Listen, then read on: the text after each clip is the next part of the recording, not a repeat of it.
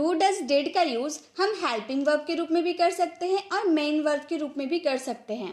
Helping verb यानी कि सहायक क्रिया जो किसी भी सेंटेंस को बनाने में सहायता करती है। जैसे कि अगर हम किसी सेंटेंस को बोले राम इज प्लेइंग, राम और प्लेइंग के बीच में जो इज आ रहा है ना, इज हमारा हेल्पिंग वर्ब होता है। मतलब किसी भी सेंटेंस को पूरा करने में हेल्पिंग वर्ब का यूज किया जाता है। मेन वर्ब यानी कि मुख्य क्रिया। मुख्य क्रिया वे होते हैं जो किसी सेंटेंस में मेन रोल करते हैं। जैसे कि राम इज प्लेइंग, राम क्या कर रहा है, खेल रहा है। तो खेलने का जो एक्शन हो रहा है ना, प्ले जो एक्शन हो रहा है, प्ले हमारा मेन वर्ब हो जाता है। तो हेल्पिंग वर्ब यानी कि सहायक क्रिया, मेन वर्ब यानी कि मुख्य क्रिया। डू डज और डिड का यूज हम दो तरीके से कर सकते हैं, हेल्पिंग वर्ब के रूप में भी कर सकते हैं और मेन वर्ब के रूप में भी कर सकते हैं। अब डू डज डिड के फॉर्म्स होते हैं, वो भी हम देख लेते हैं। वर्ब का फर्स्ट फॉर्म होता है हमारा डू, सेकेंड फॉर्म होता है डिड, थर्ड फॉर्म हो जाता है डन, फोर्थ फॉर्म हो जाता है डूइंग और फिफ्थ फॉर्म होता है डज। वर्ब का first form do, second form did, third form done, fourth form doing, fifth form does. इसमें सभी का यूज हम हेल्पिंग वर्ब के रूप में कर सकते हैं या फिर सभी का यूज हम मेन वर्ब के रूप में कर सकते हैं? तो बिल्कुल नहीं। हम इसमें से हेल्पिंग वर्ब के रूप में डू, डिड और डज, बस ये तीन ही का यूज हम हेल्पिंग वर्ब के रूप में कर सकते हैं, डू, डिड और डज। यहाँ पे जो आप देख रहे हैं ना, डू, डज, डिड, यही इसी का यूज हम सिर्फ हेल्पिंग वर्ब के रूप में कर सकते हैं और मेन वर्ब के रूप में हम डन और डूइंग का यूज करेंगे। तो ये आपको हमेशा याद रखना होगा कि हेल्पिंग वर्ब के रूप में हम डू, डिड और डज का यूज कर सकते हैं और डन और डूइंग का यूज हम मेन वर्ब के रूप में कर सकते हैं। डू, डज, डिड का यूज किस तरह के सेंटेंसेस में होता है वो देखते हैं। नेगेटिव और इंट्रोगेटिव। नेगेटिव यानी कि नकारात्मक वाक्य और इंट्रोगेटिव यानी कि प्रश्नवाचक वाक्य। यस नो वाले आंसर के लिए जो हम क्वेश्चन करते हैं उसमें हम डू डज डिड का यूज कर सकते हैं और ये हम टेंस में करेंगे। सभी टेंस में नहीं करेंगे, प्रेजेंट, पास्ट, फ्यूचर सभी के साथ नहीं करेंगे।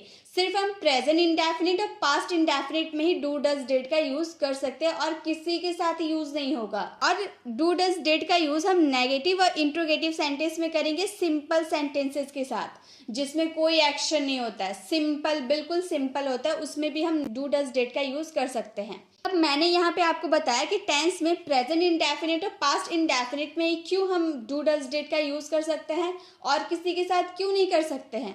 चलिए वो भी हम देखते हैं। प्रेजेंट इंडेफिनिट का स्ट्रक्चर क्या होता है? सबसे पहले हमें सब्जेक्ट यूज करना होता है, देन वर्ब का फर्स्ट फॉर्म, और हमें वर्ब के फर्स्ट फॉर्म के साथ एस नहीं तो ईएस जोड़ना होता है और लास्ट में हमें ऑब्जेक्ट लगाना पड़ता है। ये हमारा प्रेजेंट इंडेफिनिट का स्ट्रक्चर है। और पास्ट इंडेफिनिट का स्ट्रक्चर सब्जेक्ट, देन वर्ब का second form, then object. Past indefinite वाले सेंटेंसेस को बनाने में ये हमें हेल्प करते हैं। अब बताइए किसी भी सेंटेंस को बनाने के लिए किस स्ट्रक्चर की जरूरत पड़ती है? सबसे पहले हमें सब्जेक्ट लगानी होती है, देन हमें हेल्पिंग वर्ब लगानी होती है, देन हमें वर्ब लगानी होती है एंड द लास्ट ऑब्जेक्ट। किसी भी सेंटेंस को कंप्लीट करने के लिए ये स्ट्रक्चर को हमें फॉलो करना पड़ता है। लेकिन हम जो प्रेजेंट इंडेफिनिट और पास्ट इंडेफिनिट में जो स्ट्रक्चर लिखे हैं, क्या उसमें हेल्पिंग वर्ब आ रहा है? नहीं। सब्जेक्ट के बाद डायरेक्ट वर्ब का फर्स्ट फॉर्म है, इसमें वर्ब का सेकेंड फॉर्म आ जा रहा है, हेल्पिंग वर्ब नहीं आ रहा है। प्रेजेंट कॉन्टिन्यूअस ले लीजिए, प्रेजेंट परफेक्ट ले लीजिए, फ्यूचर परफेक्ट लीजिए, कोई सा भी ले लीजिए, उसमें हेल्पिंग वर्ब आपका आएगा ही।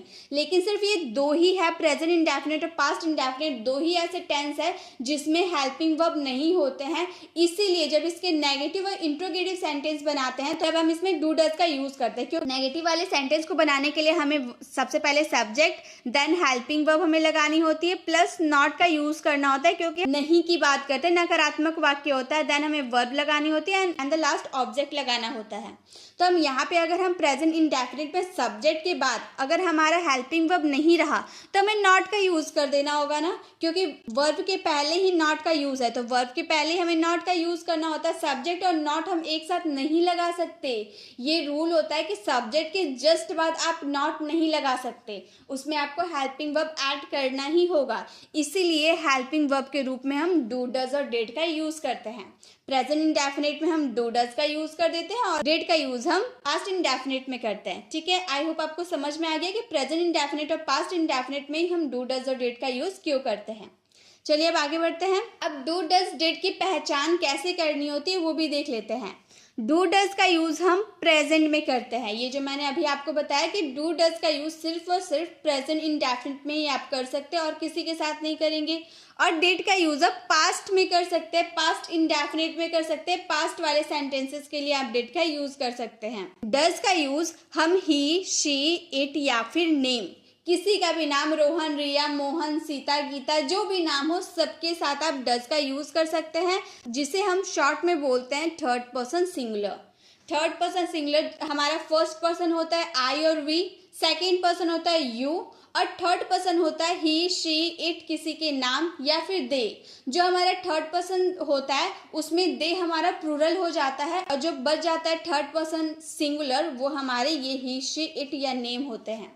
तो थर्ड पर्सन सिंगुलर के साथ आपको डज लगाना होता है और थर्ड पर्सन सिंगुलर को छोड़कर यानी कि ही, शी, इट को छोड़कर, एक्सेप्ट ही, सी, इट या फिर किसी का नाम, उन सबको छोड़कर जितने भी सब्जेक्ट बच जाते हैं, चाहे वो आई हो, वी हो, यू, दे, कुछ भी हो या फिर टू पर्सन का नाम ही क्यों ना हो, सबके साथ हम क्या लगाएंगे, डू लगाएंगे। ठीक है, यानी कि ही, सी, इट, थर्ड पर्सन सिंगुलर जो भी रहा उन सबको छोड़कर जो भी सब्जेक्ट अदर आपका बच जा रहा है उसके साथ आपको डू लगाना है प्रेजेंट में।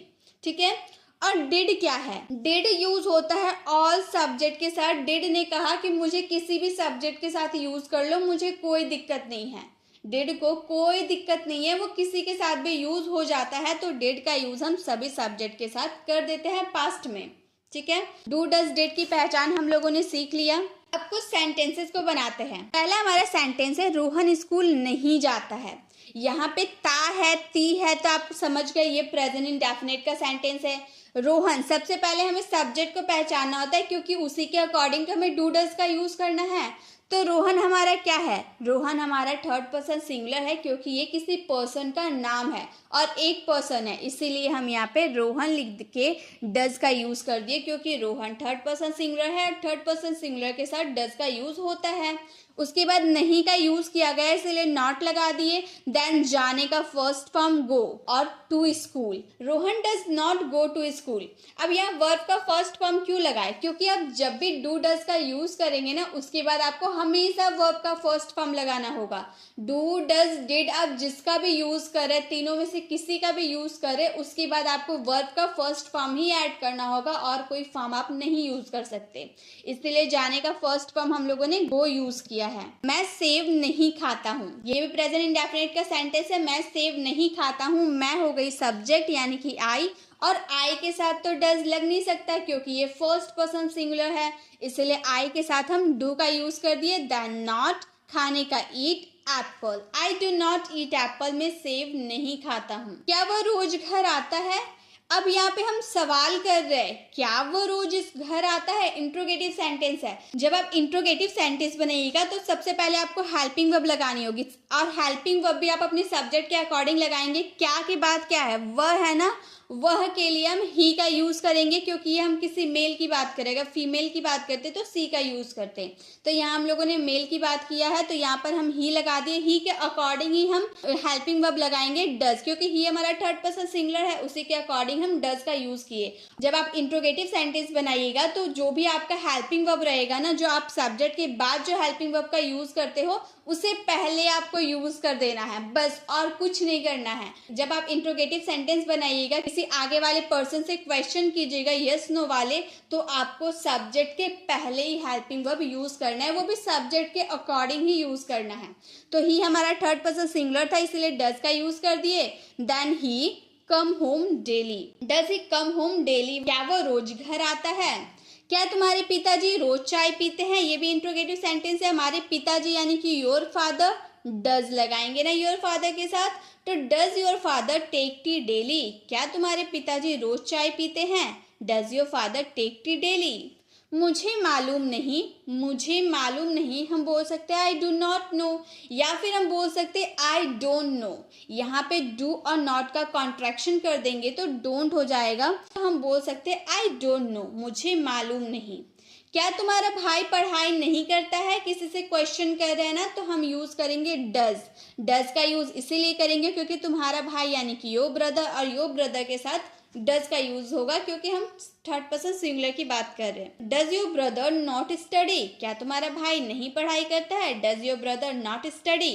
अब आई होप आपको समझ में आ गया होगा कि डू डज का यूज कैसे होता है एक सेंटेंस आप लोगों के लिए। क्या वह रोज यहाँ आती है?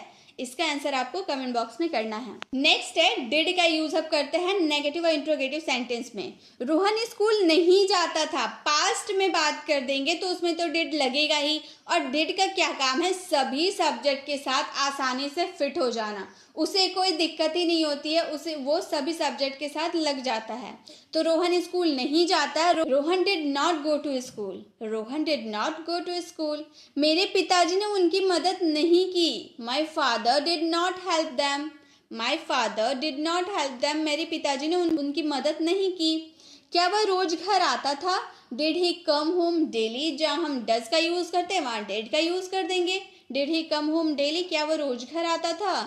क्या उसने मेरी मदद की थी? Did he help me, did he help me, क्या वो उसने मेरी मदद की थी?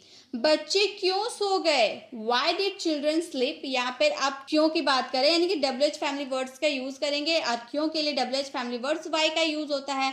वाई के बाद हमें हेल्पिंग वर्ब का यूज करना होता है, बाकी सेंटेंस सेम होता है, सिर्फ आगे में आपको WH फैमिली वर्ड्स का यूज कर देना होता है। वाई डिड चिल्ड्रन स्लीप, बच्चे क्यों सो गए? मैंने उसे पत्र नहीं लिखा, I did not write him a letter, I did not write him a letter, मैंने उसे पत्र नहीं लिखा। अब एक सेंटेंस आप लोगों के लिए, क्या वो मुझसे बात नहीं करती थी? इसका आंसर आपको कमेंट बॉक्स में करना है। चलिए नेक्स्ट यूजेस देखते हैं। अब हमारा नेक्स्ट यूज है, अब हम डू डज का यूज करेंगे हैव के साथ। अगर हम डू डज के साथ हैव का यूज कर देते हैं तो उसका क्या मीनिंग हो जाता है और कैसे सेंटेंसेस आते हैं वो भी देख लेते हैं। जैसे क्या तुम्हारे पास गाड़ी है, पहले आप ये समझिए कि क्या तुम्हारे पास गाड़ी है, इसमें कोई एक्शन हो रहा है? गाड़ी होना कोई काम है, कोई एक्शन है? नहीं है, ये एक सिंपल सेंटेंस है। क्या तुम्हारे पास गाड़ी है तो हम बोलेंगे do you have a car. अब तुम्हारे के लिए हम यू का यूज किए और यू के साथ डू का यूज होता है, ये तो हम जानते हैं क्योंकि यू जो है सेकेंड पर्सन है, इसलिए हम इसमें डू का यूज किए। Do you have a car. और यहाँ पे जब आप पास किसी चीज की पास होने की बात करेंगे तो आपको हैव का यूज करना होगा पास होने के सेंस में। तो हम बोलेंगे do you have a car, क्या तुम्हारे पास कार है। नेक्स्ट है, क्या उसके पास यह किताब है? Does he have this book, does he have this book. He जो है इसके साथ हम डज का यूज करेंगे क्योंकि ही हमारा थर्ड पर्सन सिंगुलर है, इसलिए does he have this book, क्या उसके पास यह किताब है। क्या तुम्हारे भाई है? Do you have a brother, do you have a brother, क्या तुम्हारे भाई है। सीता के पास गुड़िया नहीं है, Sita does not have a doll. ये हमारा सिंपल नेगेटिव सेंटेंस है, इसीलिए हम बोले Sita does not have a doll, Sita के पास गुड़िया नहीं है। उसके पास कार नहीं है, he does not have a car, he does not have a car, उसके पास कार नहीं है। अगर हम डिड का यूज करें पास्ट में सेंटेंस बनाए तो हमारा सेंटेंस इस तरह होगा, क्या तुम्हारे पास गाड़ी था? Did you have a car, did you have a car, क्या तुम्हारे पास गाड़ी था। क्या उसके पास ये किताब था? Did he have this book, did he have this book, क्या उसके पास ये किताब था। क्या तुम्हारे भाई थे? Did you have a brother, did you have a brother. Sita के पास गुड़िया नहीं था, Sita did not have a doll, Sita did not have a doll. उसके पास कार नहीं था, he did not have a car, he did not have a car, उसके पास car नहीं था। अगर आप प्रेजेंट में कोई बात बोल रहे हो तो उसमें आपको डू डज का यूज करना होगा। अगर आप पास होने की बात करो तो डू डज के साथ हैव का यूज करना होगा। अगर आप पास्ट में कोई चीज पास होने की बात करो तो उसमें डिड के साथ हैव का यूज करना होगा। आई होप आपको समझ में आ गया। चलिए अब आगे बढ़ते हैं। अब एक सेंटेंस आप लोगों के लिए गाइस, क्या आपके पास कलम है? इसका आंसर आपको कमेंट बॉक्स में करना है। अब हम डू डज और डिड का यूज करेंगे तो सिंपल सेंटेंसेस के साथ। आप इस तरह के सेंटेंस बोलते हैं ना, मैं लिखती ही तो हूँ, मैं पढ़ती हूँ तो हूँ, मैं वहां जाती ही तो हूँ, ऐसे ही तो करके हम सेंटेंस बोलते हैं ना कि मैं वो खाना खाती तो हूँ, मैं पढ़ाई करती तो हूँ। तो ऐसे वाले सेंटेंस में भी आप डू डज और डिड का यूज कर सकते हैं। जैसे मैं लिखती ही तो हूँ, प्रेजेंट की बात बोल रहे, मैं लिखती ही तो हूँ, तो हम बोलेंगे I do right, I do right, मैं लिखती तो हूँ। वह दौड़ता ही तो है, he does run, he does run, वह दौड़ता ही तो है। वह उसे बुलाता तो है, he does call him, he does call him, वह उसे बुलाता तो है। रवि अंग्रेजी सीखता ही तो है। Ravi does learn English. Ravi does learn English. हम पढ़ते ही तो है। We do study. We do study. अगर हम पास्ट में बोले कि हाँ मैं लिखती ही तो थी, I did right. I did right. वह दौड़ता ही तो था, ही डिड रन। वह उसे बुलाता तो था, he did call him. Ravi अंग्रेजी सीखता ही तो था, रवि डिड लर्न इंग्लिश। हम पढ़ते ही तो थे, वी डिड स्टडी। तो जब आप अपने सेंटेंस में ही तो बोलते हैं ना कि मैं वो करता ही तो था या मैं वो करते ही तो हूँ, ऐसे वाले सेंटेंस में आपको डू डज का यूज करना है वर्ब के फर्स्ट फॉर्म के साथ। ठीक है, अब आगे बढ़ते हैं। अब हम डिड का यूज करेंगे करता ही रहा। कोई काम करता ही रहा, वह पढ़ता ही रहा, वह सोता ही रहा, वह देखता ही रहा, राम स्कूल जाता ही रहा। तो ऐसे वाले सेंटेंस में हम डिड का यूज करेंगे। जैसे कि वे पढ़ाते ही रहे। जब तक हम वहां बैठे रहे वे पढ़ाते ही रहे। They did nothing but teach. They did nothing but teach मतलब और कुछ नहीं किए, वे बस पढ़ाते ही रहे। They did nothing but teach. वह पढ़ता ही रहा। He did nothing but study. और कुछ नहीं किया उसने, पढ़ने के अलावा और कुछ नहीं किया, बस पढ़ता ही रहा। He did nothing but study. Sohan और मोहन खेलते ही रहे। ऐसे वाले सेंटेंस आप बहुत यूज करते होंगे। सोहन और मोहन खेलते ही रहे। Sohan and Mohan did nothing but play. Sohan and Mohan did nothing but play. मैं देखता ही रहा। I did nothing but see. I did nothing but see. मैं सुनता ही रहा। I did nothing but listen. I did nothing but listen. वह बोलती ही रही। She did nothing but speak. She did nothing but speak। एक सेंटेंस आप लोगों के लिए है। मैं टीवी देखता ही रहा। इसका आंसर आपको कमेंट बॉक्स में करना है। गाइस वीडियो कैसे लगी, वीडियो को कमेंट बताना बिल्कुल भी ना भूले। अच्छी लगी तो लाइक ज़रूर करें। अगर आप चैनल पर नए हैं और अभी तक हमारे चैनल को सब्सक्राइब नहीं किए तो जल्दी से करके बेल आइकन को ज़रूर क्लिक करें ताकि आने वाले वीडियोज़ की नोटिफिकेशन आपको मिलती रहे। मिलते हैं नेक्स्ट वीडियो में, तब तक के लिए कीप लर्निंग।